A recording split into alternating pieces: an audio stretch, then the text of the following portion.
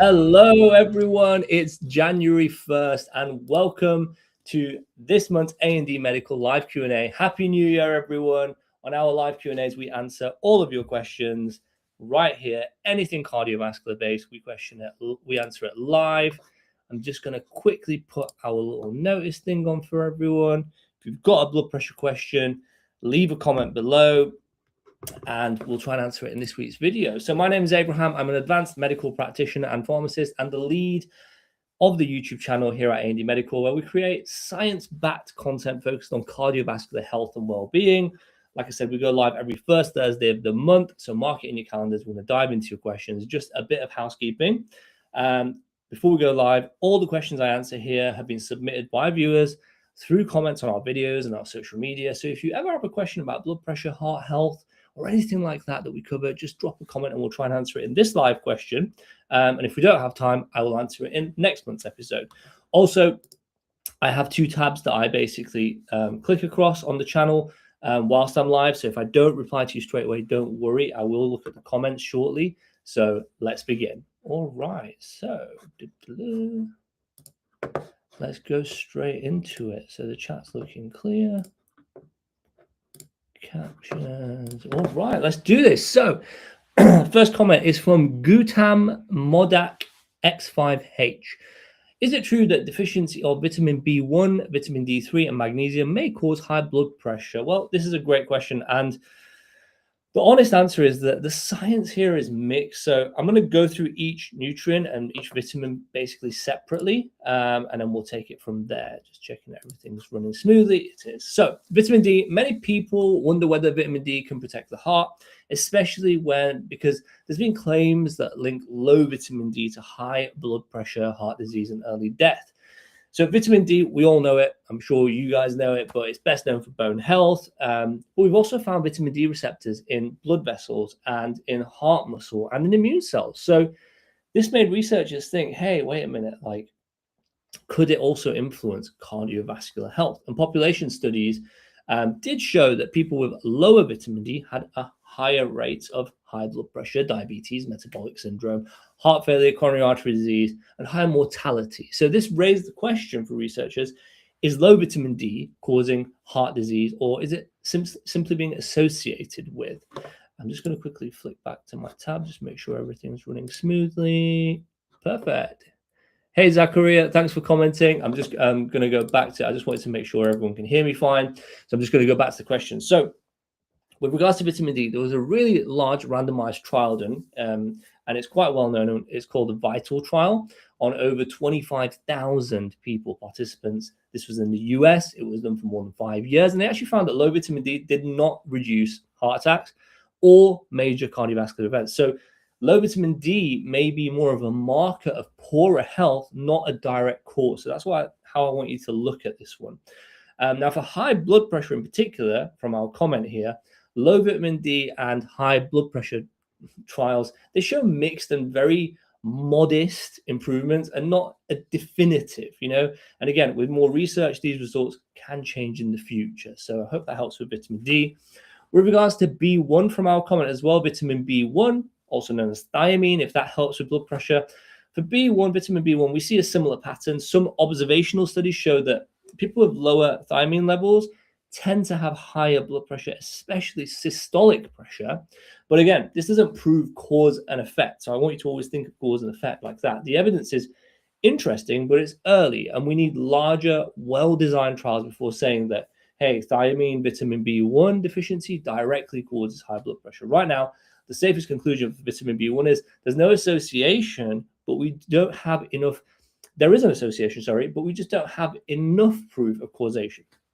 With regards to magnesium, which was also the last one that was asked about, this is a nutrient with the most consistent research interest in relation to blood pressure, really. But even here, the findings are very straightforward. We know that magnesium is involved in muscle and blood vessel relaxation, which is why researchers started investigating whether it might influence, blood pressure. And several meta-analyses suggest that magnesium supplementation can lead to a small, modest reduction in blood pressure, particularly in people who are magnesium deficient or who already have high blood pressure. But the results, they're not uniform. That's a really critical point here. And many studies do show little or no effect. Because of this variation, it's still unclear whether magnesium deficiency directly contributes to higher blood pressure in a meaningful way, or whether it's simply associated with other health or lifestyle factors. So at this stage, the most accurate conclusion is that magnesium can play a supportive role for some people, but we don't have enough evidence to say it's a direct cause or a reliable treatment for high blood pressure. So more research is basically needed to understand who might benefit, and to what extent. The most important thing is whether you want to take vitamin D, whether you want to take magnesium, whether you want to take vitamin B1, thiamine. Always speak to your medical provider before taking any of these to make sure that you're safe and suitable to take them, to make them aware of it, and basically to get the thumbs up if it's okay for you to do that. Don't go starting any supplements on your own. All right, so I'm just coming back to the comments now. All right, so let's have a look. So just looking at the comment from Zakirana8861. So I'm just going to put it on screen here for you. I take blood pressure measurements for my elderly dad. I take the first reading and then a second reading immediately after the first. I find there can be quite a difference between the two. Why? There's many different reasons for that, Zachariah. So first of all, has he been resting for 5 minutes before taking the blood pressure reading? Are you speaking to him on the first reading? Is the cuff fitting right? Is everything being done right? So that's the most important thing. So I'd highly recommend watching our videos on how to take your blood pressure properly. Follow all those steps before you take the blood pressure reading. And that's why we always say, take 3 readings 60 seconds apart with your blood pressure reading, because there will be some level of variation, especially on the first one, usually because you're not ready for it, you're not really used to it. Sometimes it can be a little bit higher. So just make sure you're taking 3 readings, 60-second intervals, and then averaging them. But definitely do watch our video on the channel where I go through a lot of detail on how to take your blood pressure properly, and also making sure that your cuff fits properly, your blood pressure cuff fits properly, and all these little things that you can do wrong that are going to set the blood pressure, give you incorrect readings. I'm just looking at his other comment. Also, large difference between. I'm just going on to the next comment from Zakirana8861. Also, large difference between different blood pressure machines. How do I know which one is correct? The most important thing when you're looking at blood pressure machines is always make sure it's on the validated device listing. We call it VDL for short. This basically ensures that studies are done to make sure that your blood pressure monitor is giving accurate readings. So all of the A&D Medical blood pressure monitors are on the validated device listing, so you can be sure that your readings are accurate. That's the most important thing to remember. There's so many products, so many blood pressure monitors you can buy on Amazon. Unfortunately, they're not on the validated device listing. But one thing you can be rest assured with A&D Medical, our blood pressure monitors are all on the validated device listing. It's something I'm always talking about in our videos. So if you've got an A&D Medical device, then you're pretty much covered. All right. So let's move on to the next comment. Thank you for that. I'm just going to put the next comment on, just moving swiftly through it. We're getting a lot of comments, by the way. I haven't missed them.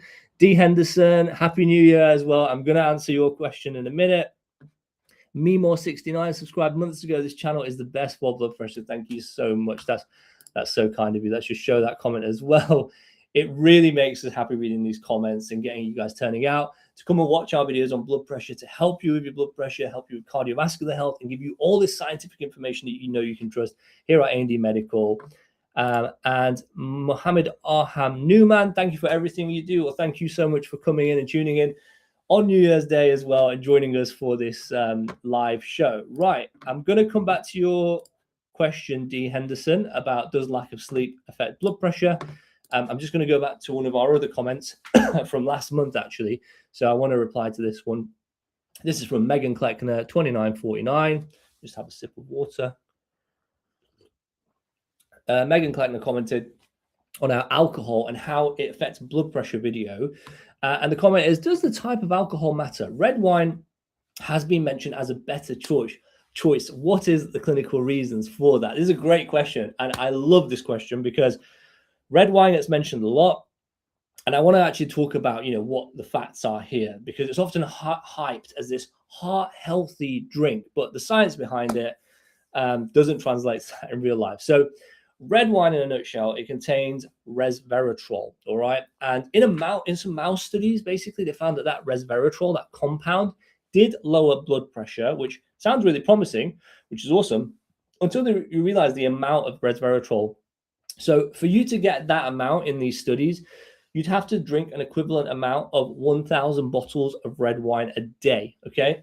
So it's not practical, it's not clinically useful, and it's highly, highly dangerous, and I would not recommend anyone to do that. So in reality, alcohol, including red wine, is toxic to the body, and even moderate drinking can raise your blood pressure. And that's what we mentioned in that video. It also affects your sleep, it also impacts your weight, it can also worsen heart rhythm control, all right? And it can also interfere with how well blood pressure medication works, right? Some blood pressure medication actually interacts with alcohol, so you need to be really careful. So don't rely on red wine for its health benefits. The risks outweigh the hype massively, so I really hope this helps. And just on a personal note, when I removed alcohol from my own life, my focus, my energy, and my sleep all improved dramatically. So I hope that is helpful. Let's just move on to the comment here from D. Henderson now. Thanks for all the love, guys. By the way, I'm loving these comments that are coming in. Does lack of sleep affect blood pressure? Yes, lack of sleep massively affects blood pressure. You need to be aiming for good quality sleep firstly. Always try and get 8 hours of sleep per night. And one of the most important things is getting good quality sleep. So making sure that you're kind of giving your body that natural rhythm that it likes. So, going to sleep at a certain time, 10 p.m. every single night, for example, waking up at like 6, 7 a.m. So you've got that routine, all right? The routine, the body loves that internal body clock, all right? And that's really going to help with blood pressure. Getting good quality sleep is going to reduce our cortisol levels. It's going to reduce our stress hormones. It's kind of like a refresh on your computer. Like when you restart your computer that you haven't switched off for a long time, and it's working all slow. And then once you restart it, it's working fast and you're able to get on with your day. It's kind of a similar thing that you're doing. And it's really important for blood pressure because lack of sleep can massively bring up blood pressure, but getting good quality sleep is massively underestimated, by the way. It's massively undervalued how good sleep is for blood pressure and lowering it. But if you're not getting good quality sleep and you're not getting routine sleep, that's something that you need to work on, especially if you have high blood pressure. So I really hope that helps. Just going to go on to this comment as well from Lady HE2I. Thanks for the information. Vitamin info is very helpful. Also appreciate the in-depth info. Thank you very much for your comment. And I think in your photo, I can see you wearing a white coat. So from a fellow medical provider, thank you very much. I'm glad it was really, really helpful. Right, moving on to our next comments, by the way. But guys, please remember, if you have any questions, leave a comment right now because you've got me for the next 10 minutes or so, and I will try my best to answer it. All right, so keep those comments coming. Let's go back to the questions. All right, so last question we answered was from Megan about red wine, which we've answered. Next question is from Penny56. I smoke now and then when I'm with my friends, so I'm not technically a smoker. Does this affect your blood pressure or heart, though? A lot of people say that. And I see a lot of patients in clinics who, always mention, I'm when I ask them if they're a smoker, they're like, no, I'm not a smoker, but, sometimes I smoke with friends when I'm out, just like recreationally, but I'm not a real smoker. So clinically speaking, even occasional smoking still affects your blood pressure and heart health. The American Heart Association is actually very clear on this. Cutting down smoking doesn't cut the risk. All right. Even light social or once in a while smoking causes immediate damage to your blood vessels. Your arteries tighten, your heart rate jumps, and your blood pressure rises within minutes. Now, the most important thing I want everyone to remember with occasional social smoking is your body doesn't distinguish between social cigarette and a daily habit. All right. The harmful chemicals still hit your heart and vessels every single time, and also all your other vessels, by the way, as well. The European Society of Cardiology also looked at this, by the way, and their findings were striking. They found that quitting smoking nearly halves your risk of heart attack.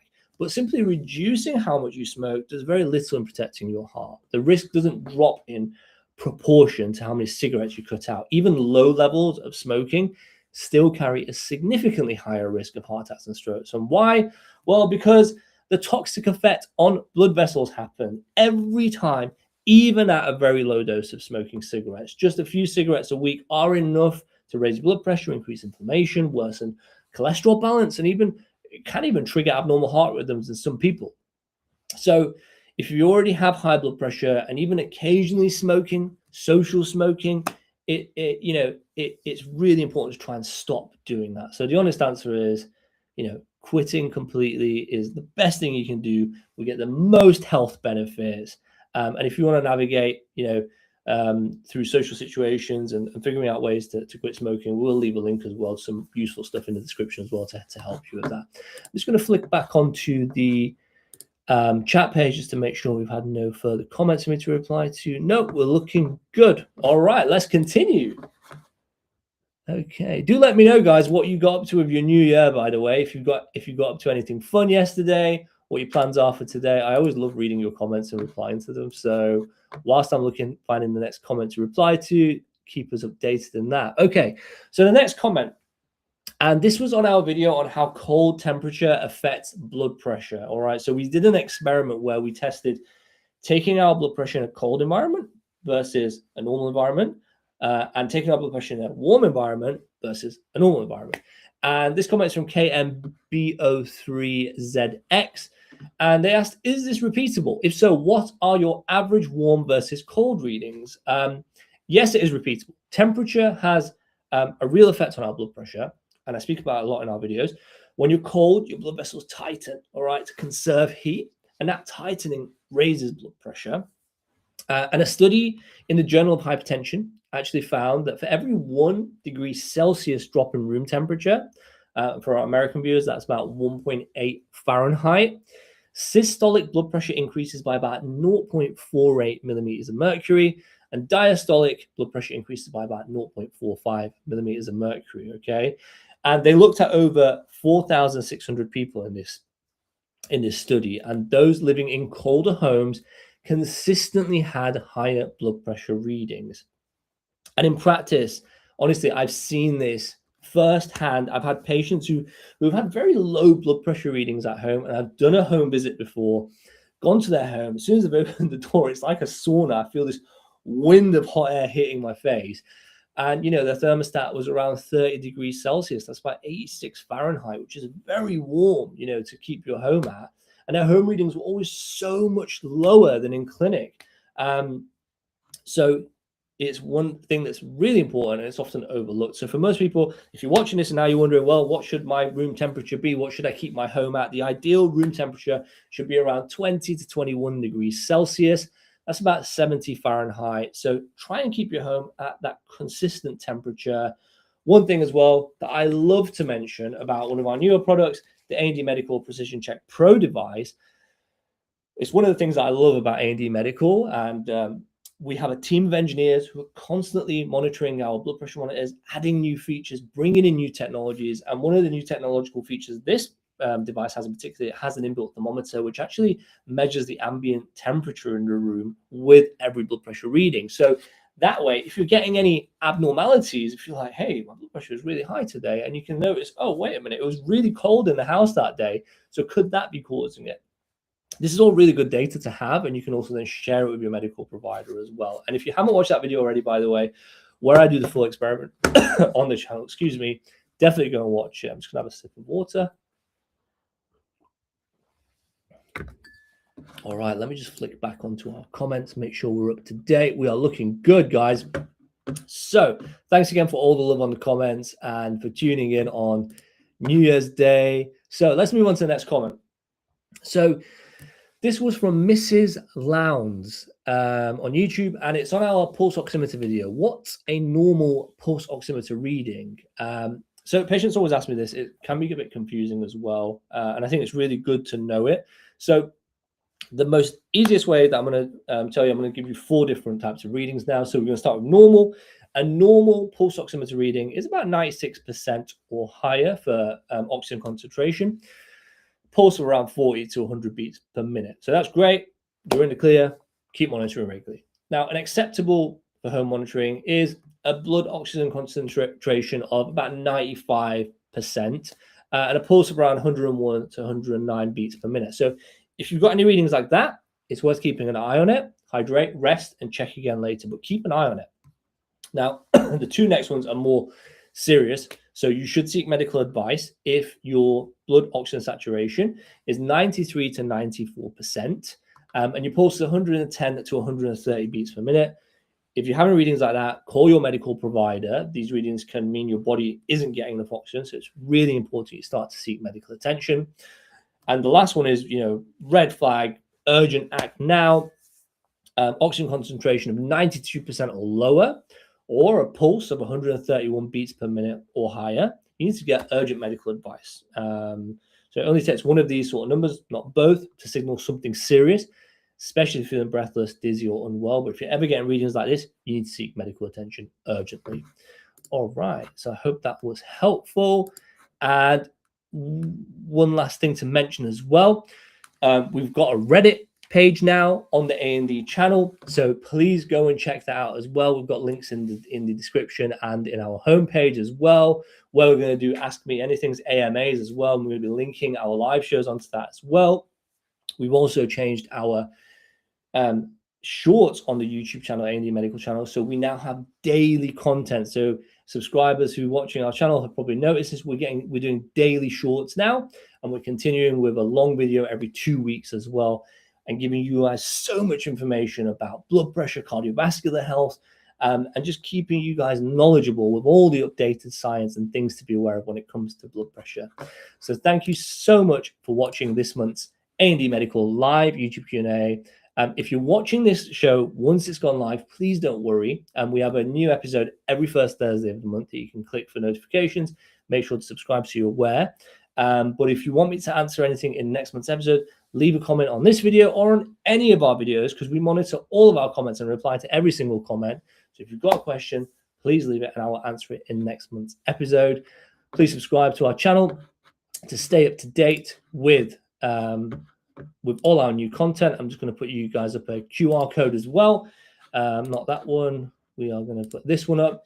So in case you want to share our channel to anyone, take a screenshot of this and then they can click our QR code as well to go and subscribe. And yeah, have a great new year. I hope you all have a wonderful new year. And always remember, as we always say, A&D Medical, discover precision. Thank you so much for watching.